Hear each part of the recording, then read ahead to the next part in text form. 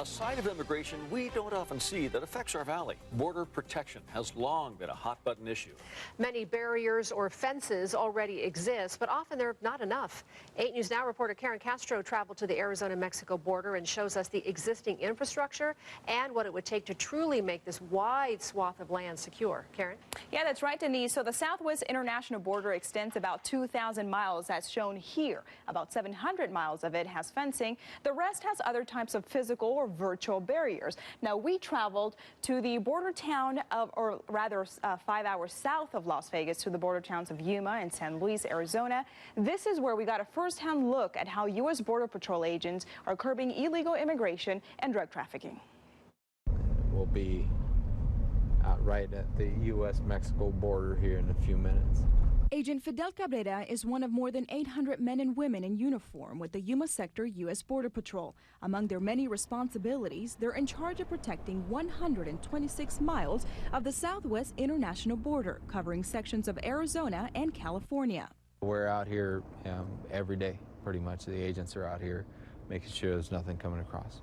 The Yuma sector is not among the busiest in the country, but the summer heat and the diverse terrain often presents a challenge for both agents and immigrants. Although the mountains and the Colorado River are used as natural barriers, it's also proven dangerous. In 2003, an agent drowned, saving a Chinese immigrant. He actually went down right in this area here. Our mission can switch from, arresting people one moment to actually trying to save their lives the next. Unique to this area are the Imperial Sand Dunes, where there's a one-of-a-kind floating fence separating the U.S. from Mexico. The fence is repositioned every time the sand shifts. It extends the whole width of the sand dunes. Other sections along the border have a permanent 20-foot fence made of a steel mesh material. But in this border town, there's additional reinforcement. We're right at the border of San Luis, Arizona with San Luis, Mexico. This is one of the few spots along the international border that has not single, not double, but triple fencing. The existing infrastructure along the border forces some immigrants to remote areas of the Sonoran Desert where there's no physical barrier, but the extreme conditions often turn deadly. A few weeks ago, we had a group of 11 that had crossed, and unfortunately, one person lost their life. U.S. Border Patrol has set up rescue beacons for immigrants in distress to call for help.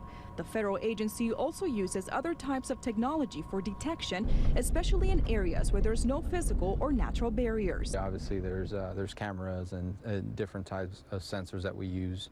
But obviously our best resource is going to be the agents. Agents who are the boots on the ground putting a stop to illegal immigration and drug trafficking.